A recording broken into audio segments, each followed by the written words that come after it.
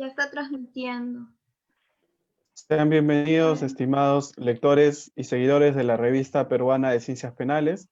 Hoy, en nuestro cuarto día de nuestro evento Desafíos Actuales para la Dogmática Penal, nos encontramos con David Rosales Artiga, quien es profesor en Derecho Penal en la Universidad Nacional Mayor de San Marcos y Universidad San Martín de Porres, y además ejerce la abogacía en Derecho Penal. El día de hoy nos reúne un tema muy importante para el derecho penal, que es la teoría de la imputación objetiva. Sin más, voy a dar pase al profesor David Rosales para empezar con esta ponencia. Adelante, profesor. Bien, buenos días. Muchas gracias, Allen. Y gracias a la Revista Peruana de Penales que dirige el profesor José Urquizo por la oportunidad de poder compartir hoy algunas ideas dentro del marco de este curso de Derecho Penal Internacional que estamos organizando y que evidentemente, por todo lo que se viene viendo y se viene comentando, está saliendo de manera espectacular. Bueno, en el día de hoy voy a compartir con ustedes algunas ideas o algunas reflexiones sobre el tema de la imputación objetiva, concretamente sobre el tema de la teoría de la imputación objetiva. Y bueno, en esa línea, me interesa un poquito poner más o menos la línea en la que voy a desarrollar la exposición. Y esta tiene que ver fundamentalmente con, digamos, un acercamiento, una idea a lo que es la teoría de la imputación objetiva, a lo que representa la teoría de la imputación objetiva y a cuál es el valor actual que tiene la teoría de la imputación objetiva en el marco de la determinación de un delito.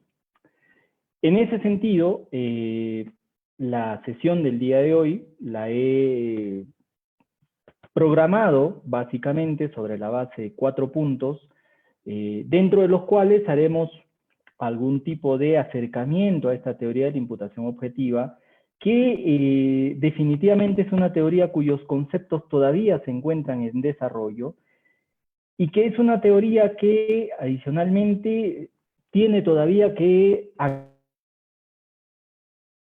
estas cuestiones de manera sistemática, ¿no? Sobre todo vinculado a la idea, por ejemplo, de la ubicación de los criterios más conocidos que esta teoría maneja, como son, por ejemplo, el del riesgo permitido, o el del principio de confianza, el de la prohibición de regreso, o incluso el de la imputación a la víctima, ¿no? Entonces, en esa medida, básicamente expondré algunas ideas de acercamiento a esta teoría para tratar de confirmar algunas críticas que se le hacen y por otro lado tratar de poder explicar algunas otras ideas que me parecen que dentro del debate sobre la teoría de la imputación objetiva, particularmente en nuestro país, han sido adoptadas bajo cierto nivel de confusión.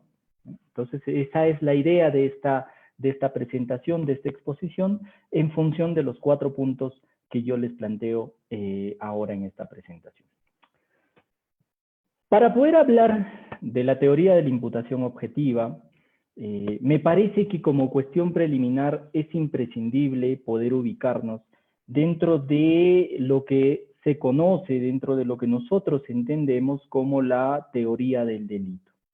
La teoría del delito, producto de la dogmática penal, producto del método dogmático, es una teoría que al día de hoy ha llegado hasta nosotros bajo una fórmula como la que yo estoy presentando en este momento. Es decir, el delito, sabemos todos, es concebido como un comportamiento que tiene que cumplir necesariamente con 3 características: tipicidad, antijuridicidad y culpabilidad, ¿no?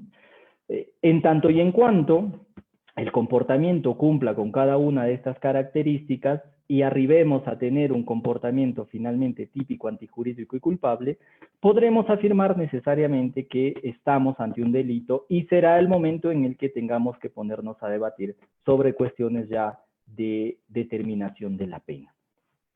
Pues bien, esta fórmula de la teoría del delito me parece interesante tenerla en cuenta porque nos va a permitir un poquito hacer un acercamiento a cuál sería el escenario o el espacio en el cual nosotros vamos a desarrollar la teoría de la imputación objetiva.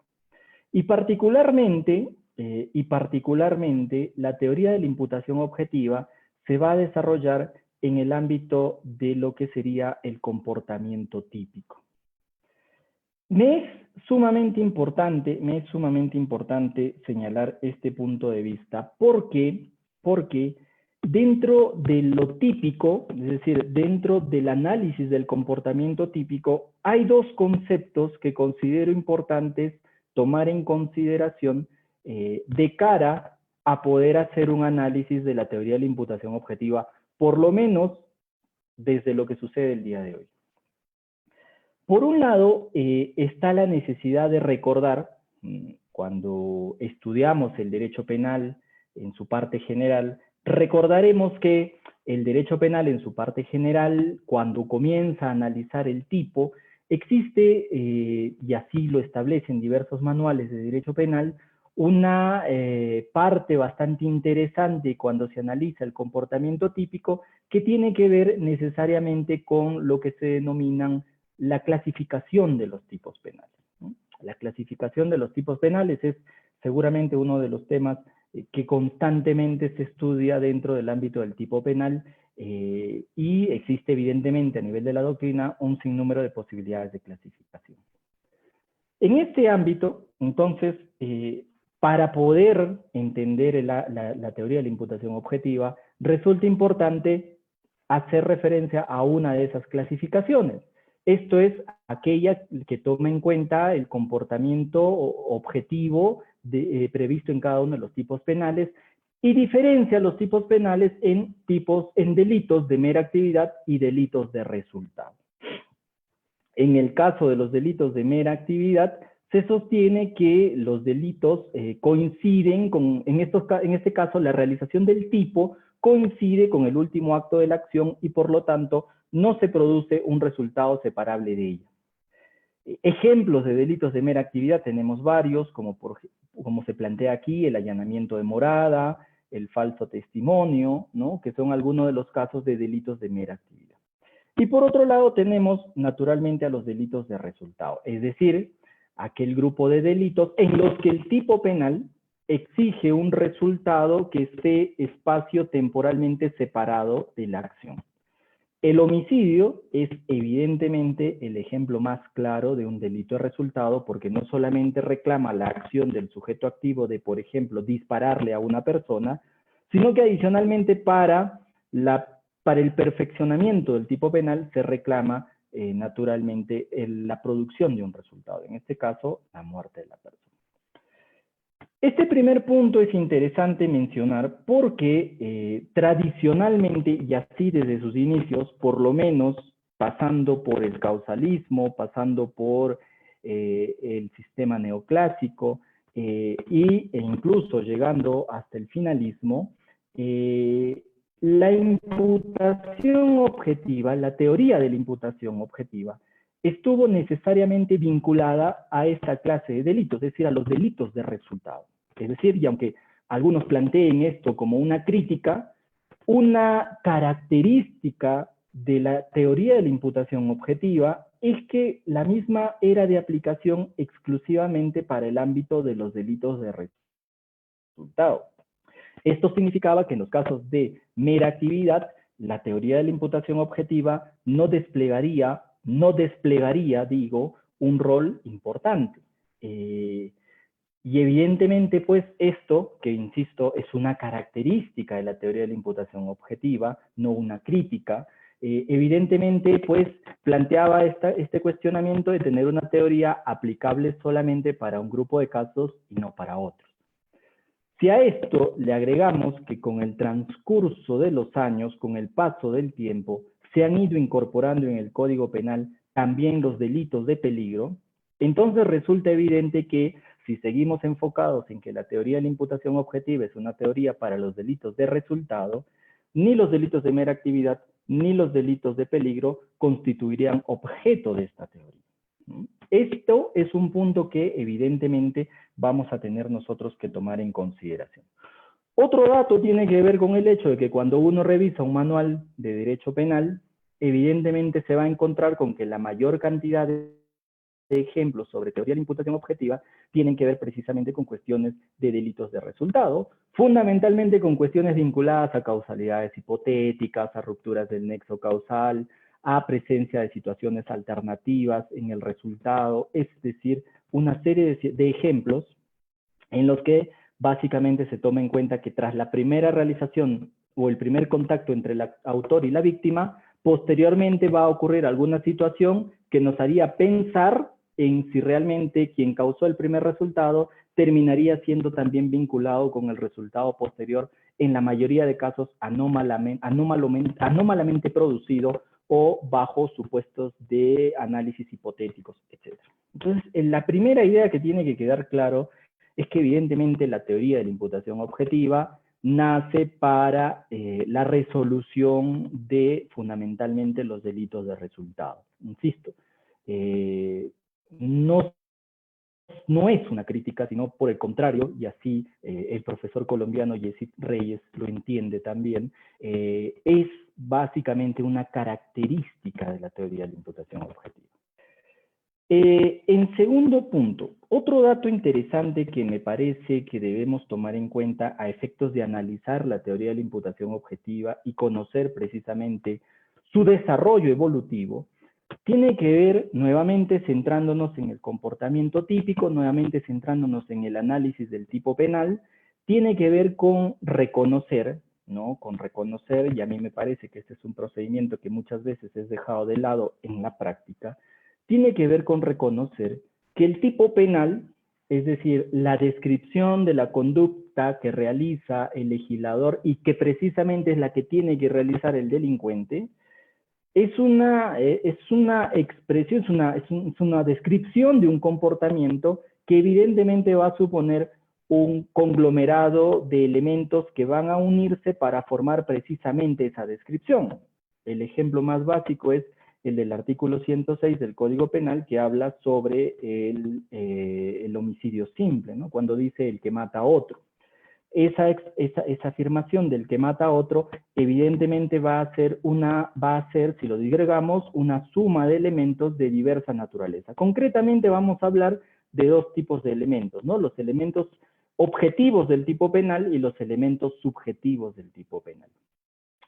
Esta división entre elementos objetivos y elementos subjetivos del tipo penal que se hace, evidentemente tiene una connotación fundamentalmente didáctica, porque en la realidad es imposible que nosotros podamos repartir una situación fáctica entre elementos objetivos y elementos subjetivos, ¿correcto?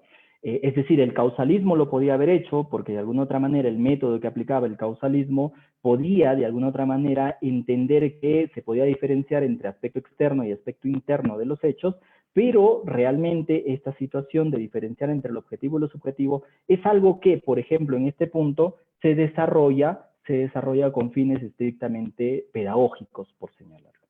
Entonces, dentro de los elementos objetivos y los subjetivos encontramos una diversidad de elementos, dentro de los cuales a nosotros, para el tema de la teoría de la imputación objetiva, evidentemente nos van a interesar los elementos objetivos, y dentro de los elementos objetivos nos va a interesar propiamente la conducta que es el núcleo del tipo penal, y que, por ejemplo, a veces aparece bajo la expresión matar, lesionar, ultrajar, estafar, difamar, etcétera, etcétera, etcétera. Un primer paréntesis aquí, hay al respecto una lectura, por ejemplo, bastante interesante del profesor Santiago Mir Puig del año 2003 sobre los alcances de la teoría de la imputación objetiva, y es una cuestión que todavía tiene que resolverse, es si la teoría de la imputación objetiva únicamente tiene que ver, por ejemplo, en el ámbito de los elementos objetivos, con la conducta típica, o si adicionalmente hay que incorporarle a la imputación objetiva todos los otros elementos, como por ejemplo los sujetos, el sujeto activo, el sujeto pasivo, o las circunstancias que pueden aparecer en determinados delitos. Eso es un punto que, y con esto cierro paréntesis, evidentemente necesitaría todavía de un desarrollo en su análisis. Esta situación que yo acabo de mencionar me es importante a efectos de que por nosotros podamos, para lo que se va a decir más adelante, podamos entender que si hay un ámbito de interés para la teoría de la imputación objetiva, es precisamente, por lo menos sobre ella se ha escrito mucho, el ámbito de la conducta que integra el respectivo tipo penal, ¿no? El ámbito de la conducta que integra el respectivo tipo penal, ¿no? Entonces, este dato también va a ser importante para poder entender un poquito lo que se va a decir a continuación. Pues bien,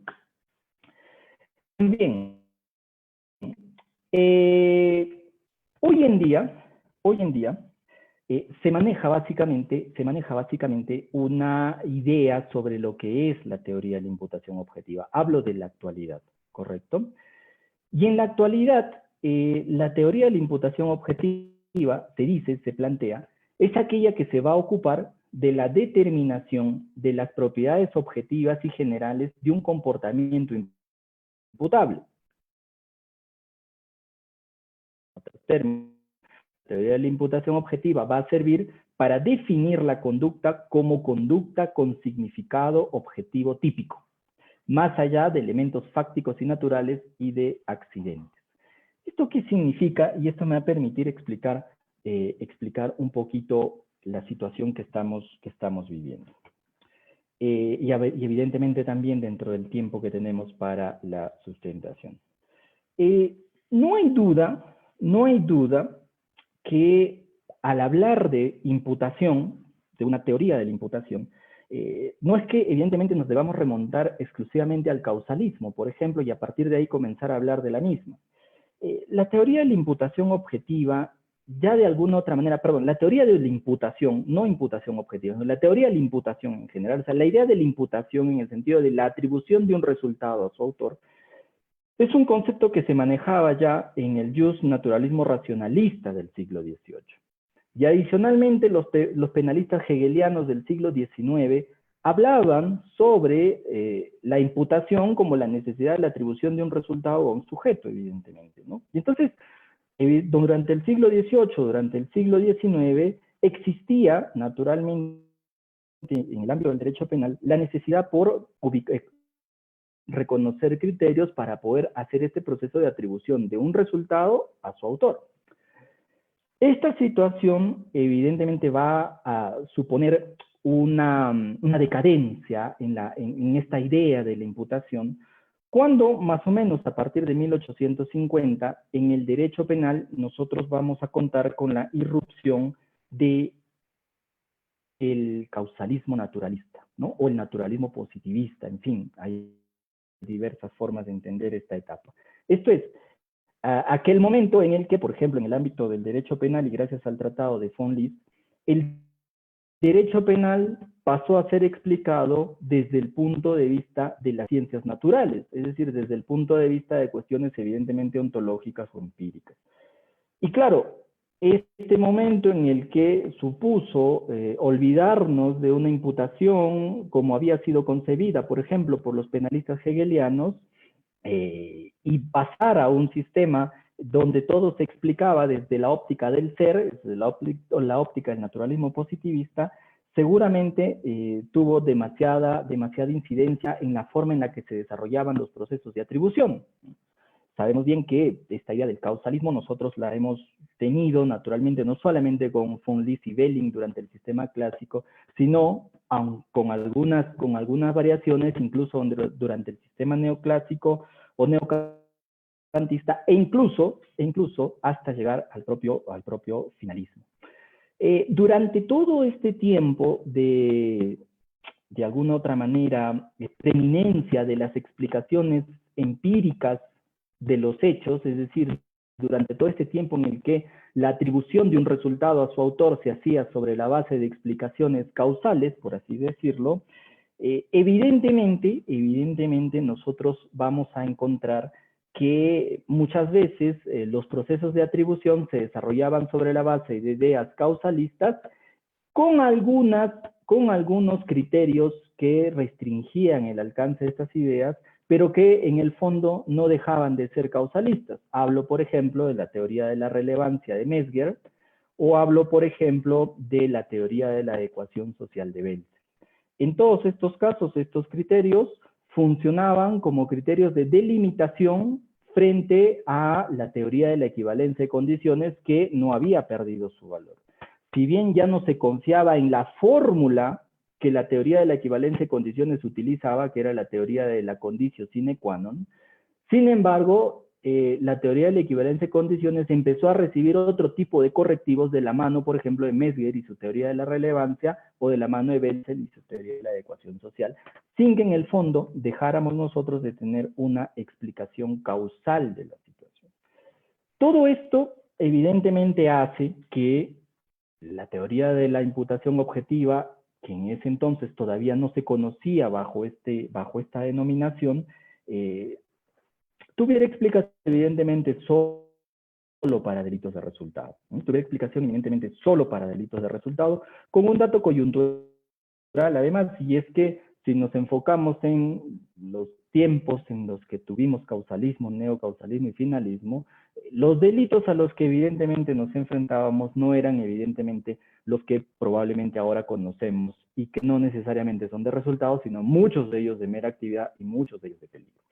Entonces, lo que ocurrió precisamente fue que había, y aquí va a venir una segunda idea bastante interesante, había un cuestionamiento que se desarrollaba notoriamente en el ámbito de la atribución de resultados, y esto tenía que ver, por ejemplo, con el caso de los delitos imprudentes, ¿no? Con el caso de los delitos imprudentes. Esto es, en el caso, fundamentalmente, cuando ya ingresa al ámbito de la teoría del delito el finalismo, sabemos nosotros que ocurrió toda una revolución dentro de la teoría del delito, y el dolo y la culpa pasaron a formar parte de la base de la teoría del delito, es la base de la acción, y entonces en esa medida se podía explicar de alguna otra manera el finalismo bajo la idea de que el hombre actúa sobre la base de finalidades, pero esta era una explicación válida solamente para los delitos dolosos.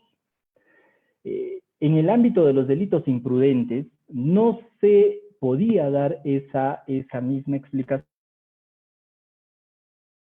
Es evidente que en la imprudencia, y siendo bastante sintéticos en el tema, no es una cuestión de finalidades o ausencia de finalidades lo que determina la imprudencia, sino básicamente la infracción de un deber objetivo de cuidado, que era algo que evidentemente no podía ser explicado desde la perspectiva del finalismo. Y entonces, en este ámbito de los delitos imprudentes, es donde comienza a desarrollarse todo un proceso de reflexión, que termina pues naturalmente con, empezamos a hablar ya de los años 1950, 1960, ¿no? Termina ya con la aparición, por ejemplo, de los primeros trabajos de Klaus Roxin sobre la teoría del incremento del riesgo, y luego sobre su doctrina del alcance del tipo, que eran planteamientos que buscaban dar solución a casos de delitos imprudentes, ¿no? Entonces, de alguna u otra manera, la irrupción de, por ejemplo, Roxin con sus trabajos sobre el incremento del riesgo o el alcance del tipo, empezaron a desarrollar un proceso ya bastante distinto, que no necesariamente tomaba en cuenta cuestiones netamente causales, sino tomaba en cuenta cuestiones evidentemente valorativas. Y en ese interín es que se va a producir naturalmente la irrupción de una idea que tiene que ver con el hecho de que cada una de las categorías del delito deberían ser explicadas desde el punto de vista de su funcionamiento, por ejemplo, para cuestiones político-criminales o, por ejemplo, para cuestiones de la propia existencia del ordenamiento jurídico. Es decir, empezamos a hablar de la irrupción del funcionalismo. Lo que ocurre con el funcionalismo es que evidentemente el funcionalismo se da cuenta de que la discusión que se había ido llevando, por lo menos desde el finalismo en el ámbito de la acción, no era necesariamente el escenario idóneo donde tendría que llevarse a cabo, sino que este examen tendría que llevarse en el ámbito de la tipicidad. Y pues ya los planteamientos que había ido desarrollando desde los años 60, los años 70, Roxin, repito, sobre el tema del incremento de riesgo, el alcance del tipo, empezó a darle una connotación muy diferente a este proceso en el cual se analiza si un hecho termina o no termina teniendo una relevancia jurídica. Recuérdense que hasta 1950, más o menos, la explicación de si un hecho tiene relevancia jurídica o no seguía todavía anclada en cuestiones de causalidad con los correctivos que, por ejemplo, daba la relevancia o la teoría de la adecuación. Lo que ocurre es que, evidentemente, con posterioridad a estos años, la idea ya de explicar la teoría del delito sobre la base del funcionalismo, evidentemente cambia un poco la concepción del derecho, y a esto hay que sumarle, evidentemente, que comienza a hacerse mayoritaria la aceptación de una explicación de los contactos y conexiones sociales a partir de la idea del riesgo, a partir de la idea del riesgo. Entonces, el derecho penal comienza naturalmente a pretender enfocar la explicación del delito ya no desde puntos de vista estrictamente causales, ya no desde el punto de vista de relevancia o adecuación social asentadas sobre el tema de la acción, sino que comienza a darse una explicación de la teoría de la imputación desde el punto de vista ya del comportamiento típico. Es decir, comienza a darse ya la explicación desde el punto de vista de establecer criterios que nos puedan ser útiles para determinar cuándo un comportamiento fáctico, cuando un suceso termina de alguna otra manera adquiriendo la condición de comportamiento típico. Es decir, ya estamos entrando en una situación en la que no se trata de explicar resultados, sino de lo que se trata es de hacer un proceso de acercamiento del tipo penal al hecho, en el sentido de que se pretende entregar un instrumento teórico, en este caso ya la teoría de la imputación objetiva, que permita explicar bajo qué condiciones un hecho que ha significado la lesión o puesta en peligro de un bien jurídico adquiere concretamente la condición de la conducta típica prevista en el respectivo tipo penal. Es decir, pasamos naturalmente de entender de cuándo una causación de una muerte debe ser entendida como una acción homicida relevante desde el tipo penal. Entonces, por eso es que este rompimiento de la idea de seguir manejando la explicación de los resultados asentadas en la categoría de la acción, utilizando, por ejemplo, criterios de adecuación social, es trasladada al ámbito de la tipicidad y concretamente al ámbito de la conducta típica. Y en ese sentido de lo que se trata con la teoría de la imputación objetiva, por lo menos desde la irrupción del funcionalismo, es tratar de establecer criterios que nos permitan, por ejemplo, determinar cuándo un hecho termina teniendo la relevancia penal del caso. Para poner el ejemplo. Imaginemos, es un ejemplo que pone el profesor Yesid Reyes, imaginemos que un padre de familia causa la muerte de su hijo por permitirle, su hijo pequeñito, permitirle subirle un tobogán en el que el niño resbala, termina cayendo y se muere. Desde el punto de vista causal, evidentemente que va a existir naturalmente una conexión entre la acción y el resultado, naturalmente. Pero todavía lo que corresponde es verificar si ese hecho encaja en el concepto de homicidio de acuerdo con el tipo penal. Y para eso, este hecho, por ejemplo, en este caso concreto, tendría que ser analizado desde la perspectiva del riesgo permitido.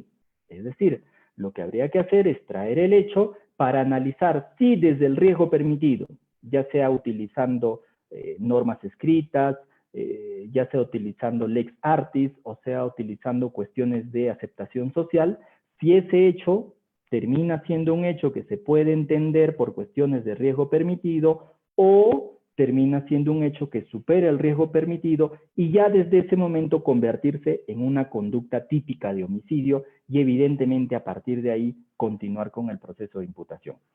Un siguiente paréntesis que quiero abrir aquí, y evidentemente es algo que también el profesor Santiago Mirpuch pone en referencia, es que la imputación penal, ojo, no se agota en la imputación objetiva. La imputación penal requiere evidentemente la imputación objetiva, una imputación subjetiva y también la determinación de lo que él llama la imputación personal, pero que nosotros conocemos como culpabilidad. Entonces, la teoría de la imputación en el ámbito penal, hay que entenderlo bien, no se determina definitivamente por cuestiones de imputación objetiva. La imputación objetiva es básicamente la determinación de si el hecho tiene o no, y este es el concepto clave, relevancia jurídica desde el tipo penal que estamos poniendo en análisis. Posteriormente todavía tendremos que hacer el análisis de la imputación subjetiva y el análisis de la culpabilidad para determinar si en el caso concreto hay un delito, ¿no?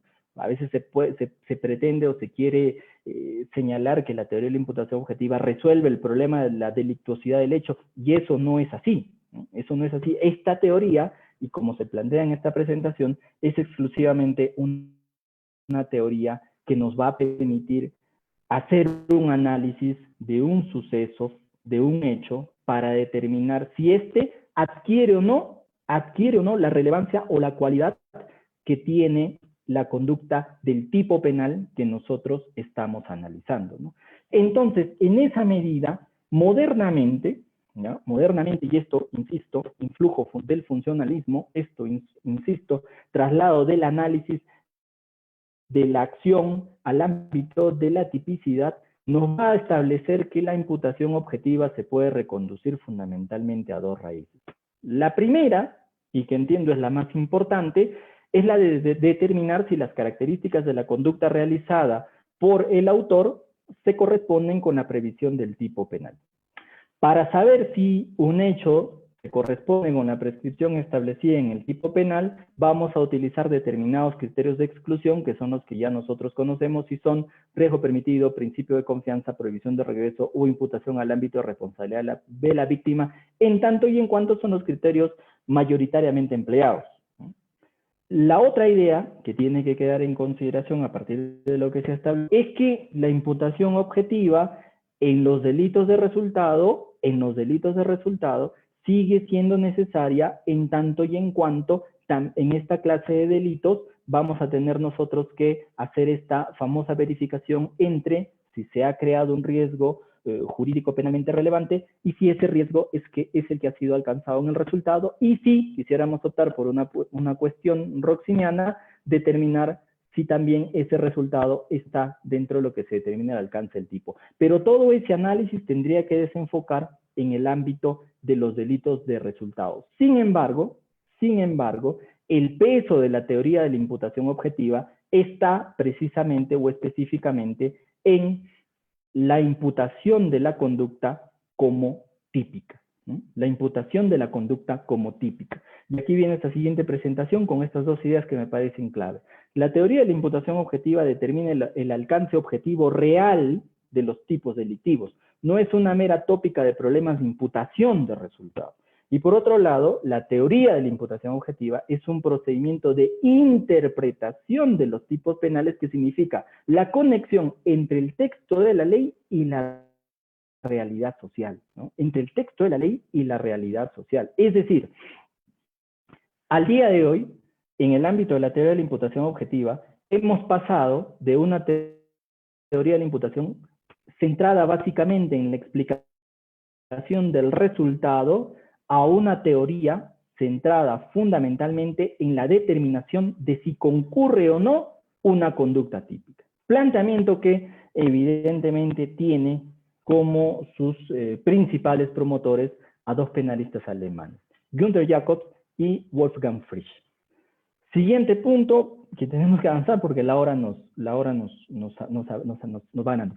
En ese sentido, ¿cuál es el valor de la causalidad dentro de la teoría de la imputación objetiva? Queda claro que donde la causalidad va a desplegar un valor sumamente importante es en el ámbito de la imputación objetiva del resultado. ¿no? En este ámbito, es decir, en el ámbito de los delitos de resultado, es donde nosotros vamos a sostener naturalmente la necesidad de demostración de una causalidad. Ahora, es evidente que incluso en estos delitos hay causalidad, nosotros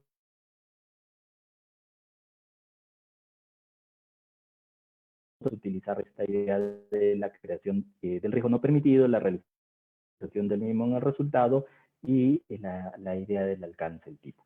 En el ámbito de la imputación objetiva del comportamiento, ¿no? O la imputación del comportamiento como típico, la causalidad básicamente tendría, pues, evidentemente, una labor mucho menor en tanto y en cuanto en esta clase de delitos no se trata de determinar conexiones entre acción y resultado, sino de lo que se trata es de determinar si el hecho se encuadra o no dentro de los alcances de la conducta típica. Básicamente, me preguntarían algunos, dentro del alcance de lo que nosotros comúnmente conocemos como el verbo rector.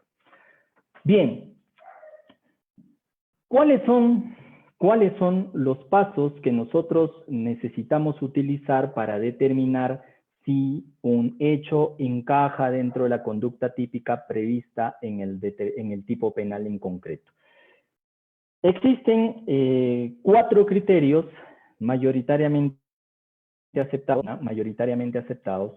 y que en la práctica evidentemente se usan con mucha frecuencia.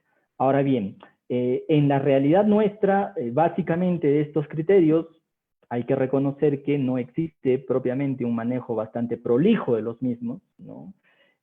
Pero es posible reconocer, como lo haré recordar seguro con algunos ejemplos, que en la práctica nuestra más se utiliza cuestiones de prohibición de regreso, ¿no? Que son las que aparecen con mayor frecuencia dentro de la doctrina, por ejemplo, de la Corte Suprema, por sobre los otros criterios que aquí aparecen. Pero bueno, muy concretamente, hay que decir algunas cosas aquí sobre estos criterios, que son criterios de exclusión de la imputación, ¿correcto? Es decir, son criterios que van a dejar fuera a un sujeto de una imputación por la realización de una conducta típica.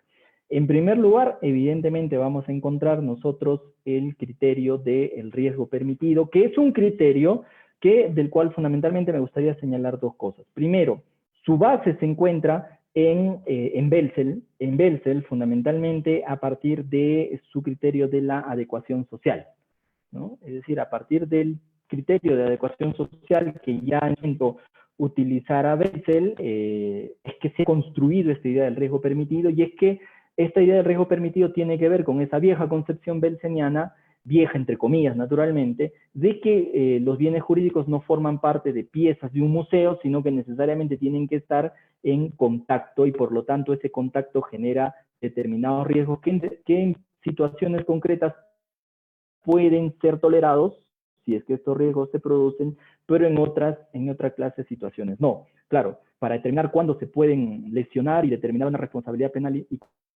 cuándo no, utilizaba Belzel el criterio de la adecuación social y naturalmente se analizaba sobre la base de esta idea. Pero en tanto y en cuanto el instituto del riesgo ingresó al ámbito del derecho penal, ya se cambió la idea por la determinación concretamente de un riesgo permitido excluye la imputación, un riesgo no permitido afirma la imputación respecto a la conducta típica.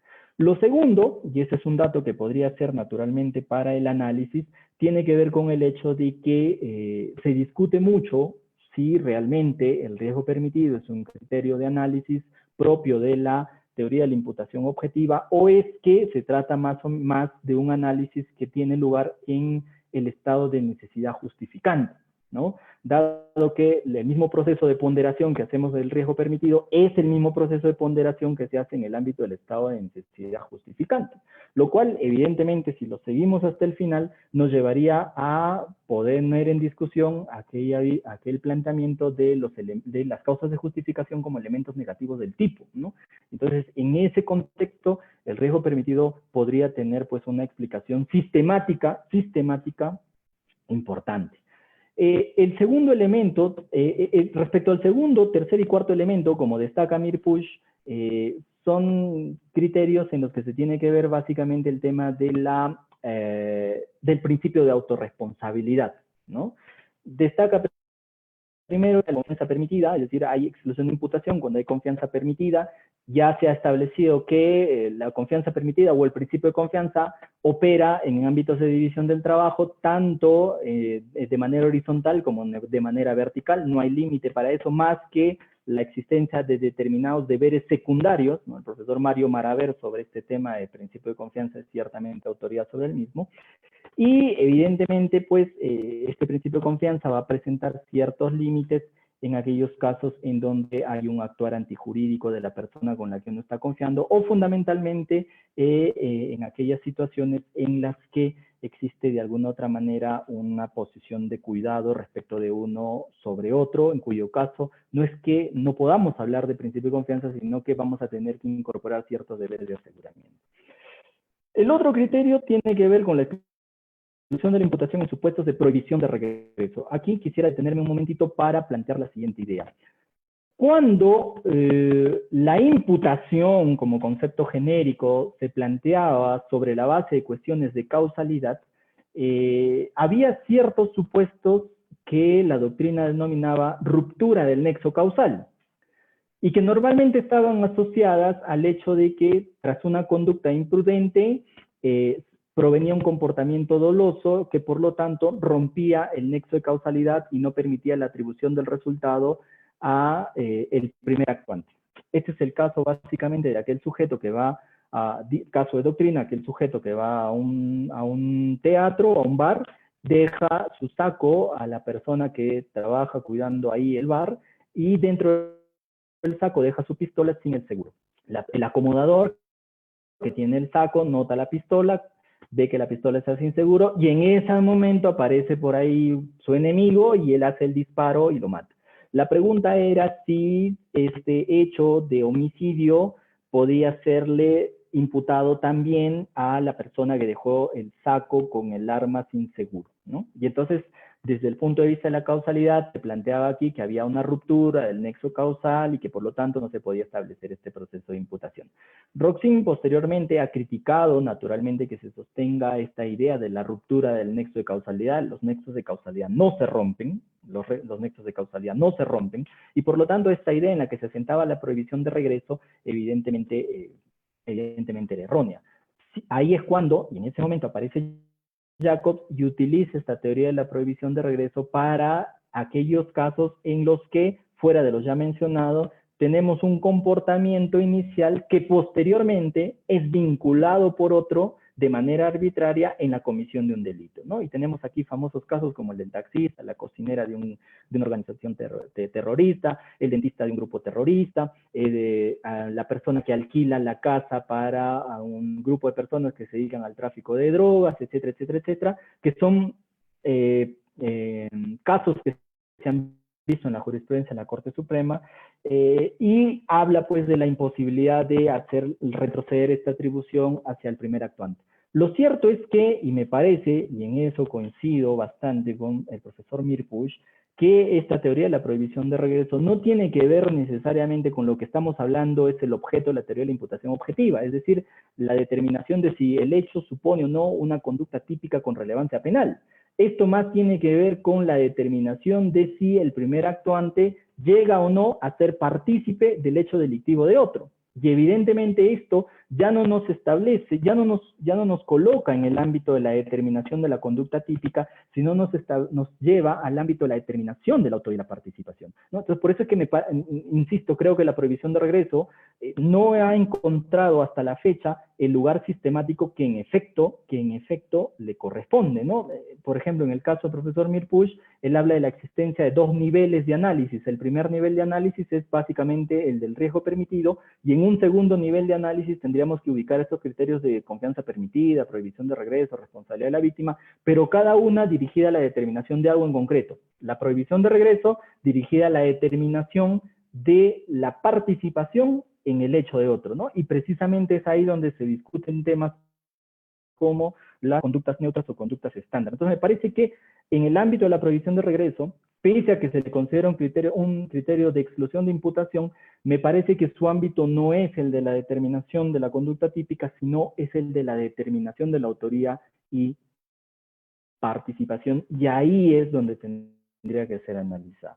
Y finalmente tenemos la exclusión de la imputación en supuestos de responsabilidad de la víctima, hartamente conocido, sobre esto se ha hablado, se ha escrito mucho. En el Perú particularmente tenemos alguna jurisprudencia sobre este tema bastante interesante de un caso que ocurrió en Tumbes. Recordarán ustedes que cuando una comitiva del Estado llegó a Tumbes con un helicóptero, este aterrizó, se había hecho la malla de seguridad respectiva, pero una mujer desbordó esta malla de seguridad e ingresó y fue impactada por una de las hélices del helicóptero. En este caso se planteó, bajo una idea de excepción de improcedencia de acción, se planteó que había concurrido una imputación al ámbito de responsabilidad de la víctima y por lo tanto quien maniobraba el helicóptero no tenía responsabilidad en la muerte de esta persona y por lo tanto este hecho pues no alcanzaba naturalmente a ser un comportamiento con relevancia jurídica. Y entonces me parece que esto que yo les he querido comentar,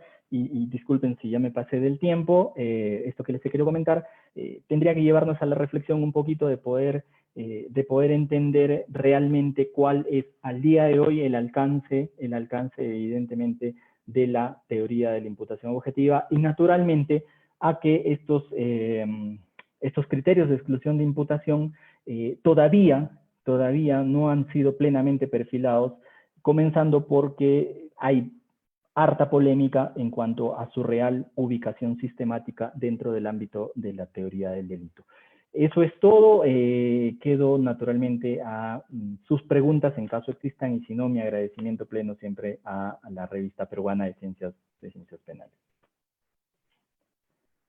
Muchas gracias, profesor David Rosales. Ha sido muy específica su exposición y efectivamente tenemos preguntas del público. Vamos a empezar con la pregunta de Fernando August, que son 3 preguntas en realidad. Y bueno, son las siguientes. La primera es, ¿cuál es la relación entre la previsibilidad objetiva y el criterio del hombre prudente? Es la primera pregunta. Bueno, la segunda está relacionada y dice así: tanto la previsibilidad objetiva y el criterio del hombre prudente se analizan solo dentro del análisis de la creación del riesgo no permitido.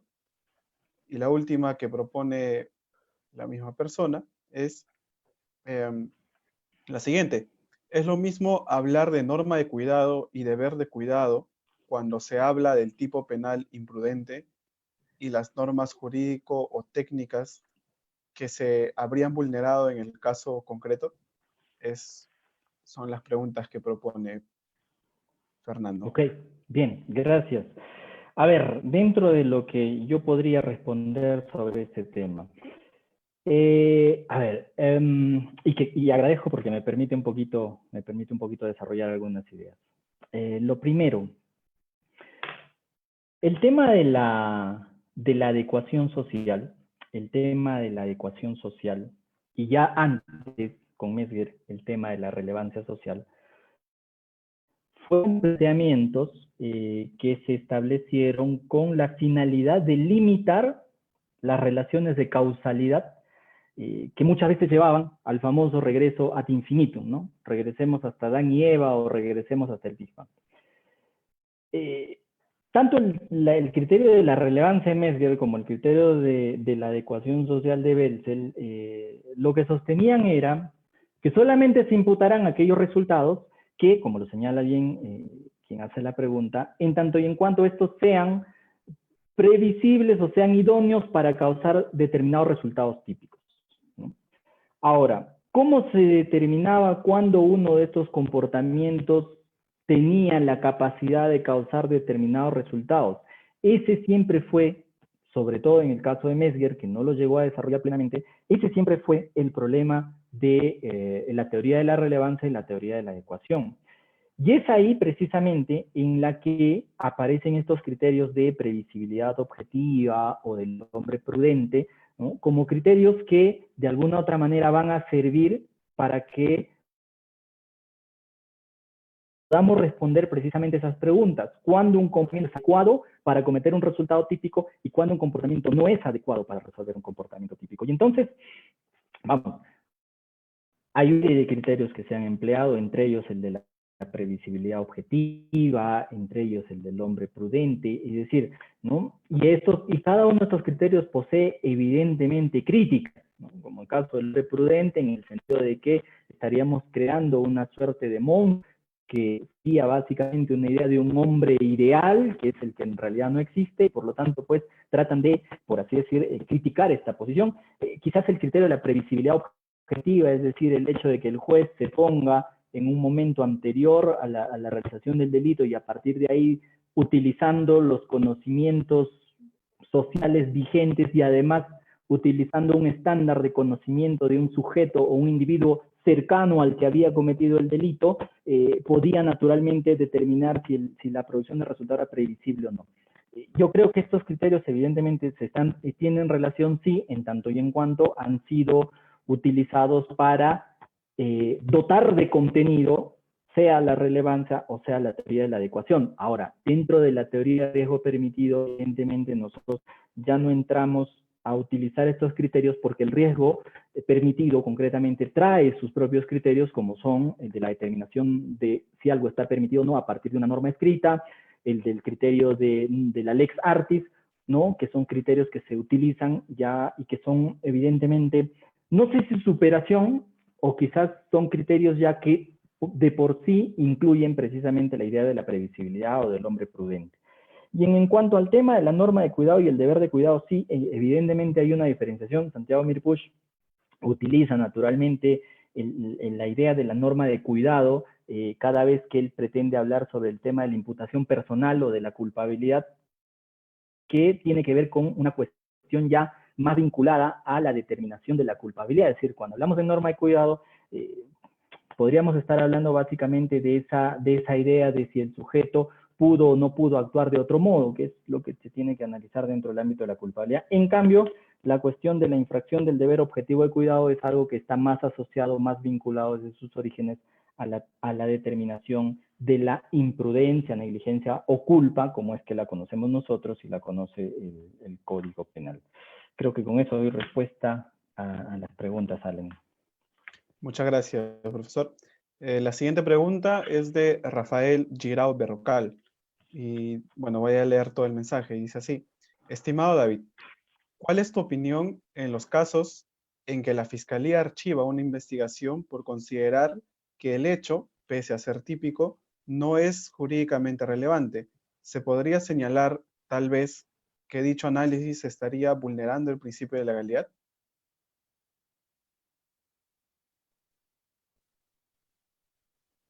Lo que pasa es que te perdí un poquito, Allen, en el tema de las preguntas. No te llegué a captar. Ya. Hay un poquito de interferencia. Ok, vuelvo a Allen. reformularlo entonces. Dice así: ¿cuál es tu opinión Hola, respecto... hola. Aló, sí, ¿se me oye? ¿Se oye? Hola. A ver, voy a... Aló, ¿se me oye ahora? ¿Se oye?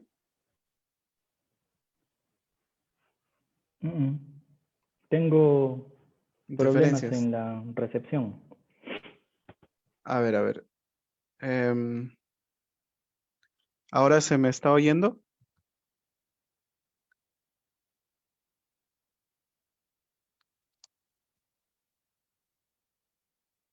Hola. Hola, hola. Decía que tenía problemas en Sí, la recepción. Sin embargo, alcancé a escuchar que se trata de una pregunta de mi buen amigo Rafael Girao, a quien le mando un fuerte abrazo. ok. Entonces, ¿sí llegó a escuchar toda la pregunta o desea que se No, lo... no. Sí, por Ya. favor, te agradecería. Bueno, la pregunta es así: ¿qué opina de los casos en los que la Fiscalía archiva la investigación por considerar que el hecho, pese a ser típico, no es jurídicamente relevante, si es que esto vulneraría el principio de legalidad? Bueno, como decía, no es jurídicamente relevante. Como decía, lo primero, un abrazo a Rafael Girado, un gran amigo, y le agradezco mucho la pregunta. Bueno, concretamente me gustaría un poquito poder entenderla más, porque que se determine que un hecho es típico, pero no es jurídicamente relevante, me parece que es un contrasentido, ¿no? Es decir, la idea es que en tanto el hecho que estamos analizando, el suceso que estamos analizando, cumpla con las condiciones del tipo penal, pues automáticamente adquiere la condición de algo jurídico desde el ámbito que estamos analizando de la tipicidad, ¿no? Tal vez la idea es que se utiliza esto de que no es jurídicamente relevante desde otra perspectiva, pero no sabría concretamente a qué se refiere. Lo cierto es que si el hecho cumple con la descripción típica, estamos pues ante un hecho con relevancia penal, ¿no? Con relevancia jurídico penal, ¿no? Ese es el dato, va a responder Allen. Ok. La siguiente pregunta es planteada por Renato Escobedo, que entiendo es una pregunta de opinión, y es como sigue. ¿Es aplicable la imputación objetiva en Perú cuando somos un país mayormente informal y desordenado, con abundantes leyes, reglamentos, directivas y disposiciones dispares? Ok. Interesante la pregunta en el sentido siguiente. Decir que la teoría de la imputación objetiva, en el sentido que se ha expuesto hoy, no sea aplicable, nos llevaría a pensar de que la determinación de si un hecho es relevante penalmente o no, desde el punto de vista del verbo rector, lo tendríamos que realizar nosotros salvo yo, dejándolo al azar o cuestiones accidentales. Me parece que la teoría de la imputación objetiva, en tanto se entiende sobre la base de lo expuesto aquí, desde de la idea de que se trata de determinar si el verbo rector, por ejemplo, es el que se materializa en el hecho, es un procedimiento que se tiene que hacer y que siempre se ha hecho. Lo que hace la teoría de la imputación objetiva es, de alguna otra manera, lo que hace la teoría de la imputación objetiva es de alguna u otra manera llevar este análisis fuera del ámbito de lo estrictamente causal, fuera del ámbito del estrictamente empírico, para hacerlo desde el ámbito valorativo. Ahora, yo entiendo que la pregunta tiene que ver con los criterios que normalmente se utilizan, que es lo que se plantea, que es una cuestión, por ejemplo, vinculada al riesgo permitido, ¿no? Y evidentemente, ojo, insisto nuevamente aquí, el sostener que el riesgo permitido, que se basa sobre la existencia de normas y formalidades y demás, no es una crítica, es afirmar una característica de este criterio. Ahora, evidentemente, si esto se puede o no se puede aplicar en una sociedad sumamente informal, naturalmente, y es ahí a donde yo iba. Naturalmente pasa por entender primero si realmente esa ubicación sistemática con la que nosotros la hemos adoptado es la ubicación sistemática que le corresponde, es decir, en el ámbito de la determinación de la conducta típica, o si es que evidentemente le corresponde un análisis, por ejemplo, dentro de lo que es el estado de necesidad justificante, lo que evidentemente nos pondría una tarea mucho más alta, que sería la de volver a analizar si de verdad esta división que nosotros manejamos entre tipicidad y antijuridicidad es la que corresponde para este tipo de criterios. No olvidemos que una de las cosas que se ha predicado de la teoría de la imputación objetiva es el hecho de que funciona mucho incluso como una suerte de remolino que termina jalando todas aquellas categorías que nosotros conocíamos que pertenecían, por ejemplo, a la antijuridicidad. Entonces, ahí evidentemente hay la necesidad de desarrollar un análisis no solamente de ubicación sistemática, sino tras ello de cuál es realmente su alcance, si su alcance es solamente el ámbito formal o el informal. En tanto no hayamos cumplido con la primera tarea, no hayamos cumplido con la primera tarea, definitivamente dar una respuesta de si solo cumple para lo formal y no para lo informal resultaría no siendo la más oportuna, ¿no? Bien, muchas gracias, profesor. Tenemos otras dos intervenciones más y con ello vamos a concluir. La primera es de Gino Delso, y es como sigue su pregunta. Dice, si tenemos en cuenta que actualmente estamos insertos en una Risikogesellschaft, es decir, una sociedad del riesgo, donde la mayoría de las conductas se desarrollan con cierta peligrosidad, ¿cuál es la fórmula para imputar objetivamente en los delitos de peligro? Esa es su pregunta concreta. Ok. Bueno, lo primero, mi saludo para el respetado magistrado de la Corte del Callao, el doctor Gino Delso. Lo segundo, en efecto, lo que yo quiero que se entienda, fundamentalmente a raíz de lo que yo estoy comentando, es que cuando hablamos de la teoría de la imputación objetiva, es en sentido estricto, estamos hablando de una teoría de los años 1960-1970. Es una teoría que, si nosotros hacemos el análisis cuantitativo, es una teoría que evidentemente todavía se encuentra en continuo desarrollo. Segundo dato, cierto es que hay una discusión sobre cuál es el nivel de aplicación de la teoría de la imputación objetiva. Es decir, si solamente son los delitos de resultado, o entran también los de mera actividad, o entran también los delitos de peligro. Precisamente para poder plantear la posibilidad de aplicar esta teoría a todos estos delitos, lo cierto es que la teoría de la imputación objetiva, a partir de las propuestas de Jacobs y de Frisch, lo que ha hecho es, por así decirlo, sincerar el análisis para sostener que esta teoría ha de servir para determinar cuándo se configura la conducta típica concreta. Válido para delitos de resultado, válido para delitos de mera actividad y válido para los delitos de peligro. Entonces, en ese caso, mi única respuesta, y por la brevedad de la exposición que no me permite ampliar mucho, es que evidentemente hay una cuestión a tomar en consideración aquí que tiene que ver con la conducta o lo que llamamos el verbo rector. En la medida que este tenga mucha o poca claridad, va a depender mucho naturalmente el proceso de determinación de concurrencia de conducta típica, ¿no? Entonces, yo creo que la llave, el análisis está por la determinación de este elemento. Ahora, eso nos va a llevar precisamente al problema que siempre ha tenido consigo esta idea de los elementos normativos de los tipos penales, ¿no? Que evidentemente, al ser algo que está cercano al ámbito de la hermenéutica y la interpretación, va a ser un ámbito en el que vamos a tenernos que poner de acuerdo sobre cuáles son los alcances de la conducta típica concreta. Y para eso la teoría de la imputación objetiva nos podría ayudar con algunos de los criterios que ya conocemos, y en tanto y en cuanto, insisto yo, primero le hayamos encontrado su ubicación sistemática real dentro de la teoría del delito. Eso es lo que podría responderte concretamente, Allen. Ok, y bueno, la última participación es por parte de Francisco Valdés, y es, bueno, son una serie de preguntas que tienen correlación todas ellas. Y dice así, ¿qué opina de las teorías que pretenden ampliar la imputación objetiva, trabajada en el tipo objetivo, y quieren comprender a su vez al tipo subjetivo, afirmando que la teoría de la imputación objetiva es una teoría global del tipo?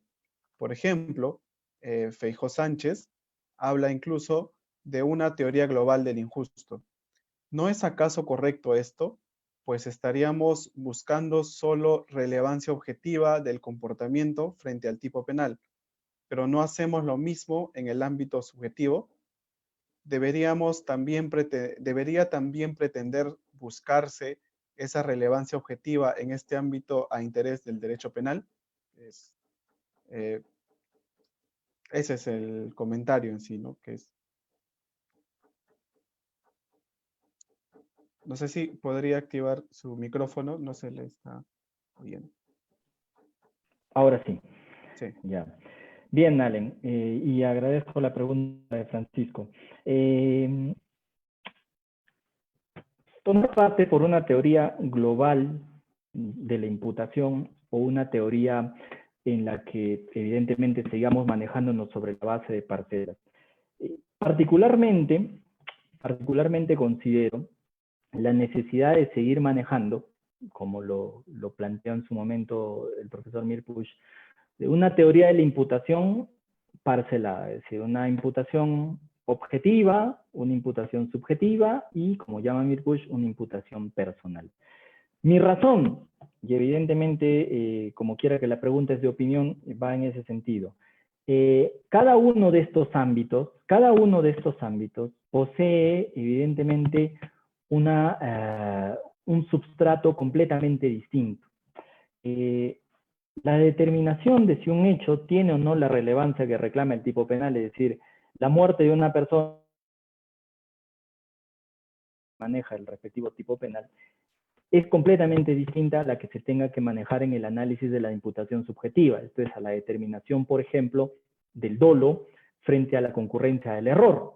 Y si hoy le queremos agregar otro problema en ese ámbito, que es el de la ignorancia deliberada, por ejemplo, ¿no? Entonces, evidentemente, estas categorías del dolo, del error, de la ignorancia deliberada, no podrían ser resueltas bajo un concepto de una teoría global del tipo objetivo, por señalar un punto de vista, porque responden a otras razones.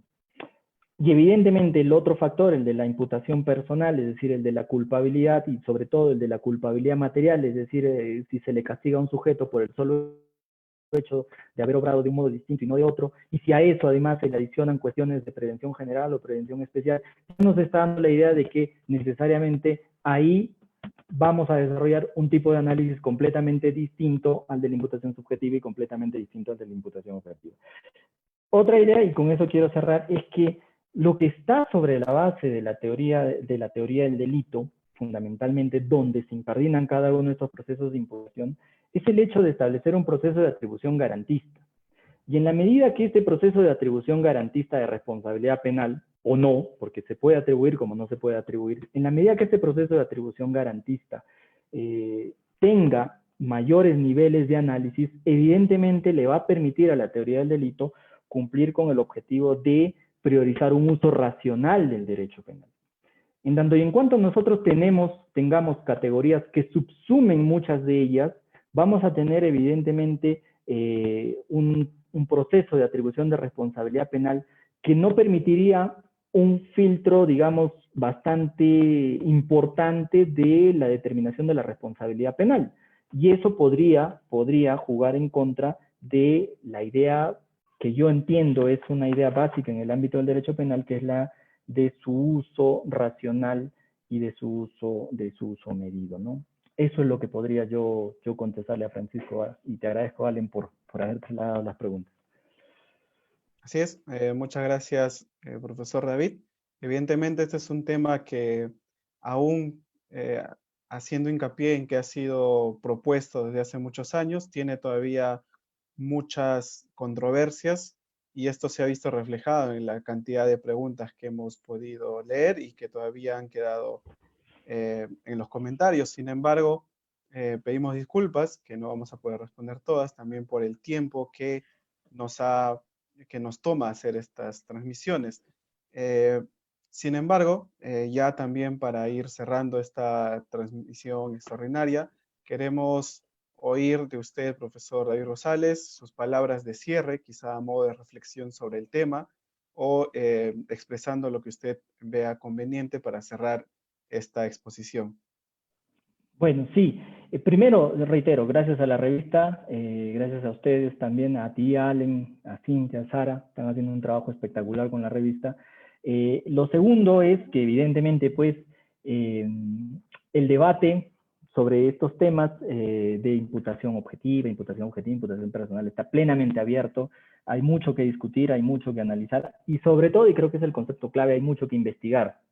Hay mucho que investigar y entonces, bueno, que este tipo de, como a mí, que este tipo de ámbitos donde se dicen cosas, no sean la conclusión de algo, sino que evidentemente sean el punto de partida para, a partir de lo que aquí se ha dicho, podamos pues formularnos preguntas y leer y estudiar y investigar y tratar de encontrar ideas y criterios para una aplicación de un buen derecho penal, de un derecho justo, de un derecho penal coherente, de un derecho penal proporcional por lo menos en nuestro país que tanto se necesitan.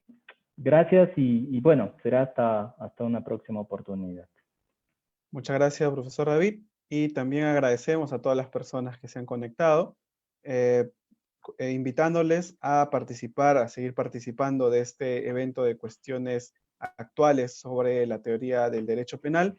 Vamos a continuar estas transmisiones en la próxima semana, el miércoles específicamente, con la ponencia del profesor Enrique Gimbernat. Al día siguiente tenemos la ponencia de la profesora Mirenchu Corcoy Vidasolo. Y para finalizar estas exposiciones tenemos la ponencia del profesor Ivo Coca Vila. A nombre de la Revista Peruana de Ciencias Penales, de nuestro director, el profesor José Urquizo Laechea, asimismo de la Universidad Privada San Juan Bautista, damos por culminada esta transmisión, la transmisión del día de hoy y de esta semana, y nos vemos hasta la próxima semana, el miércoles. Muchas gracias.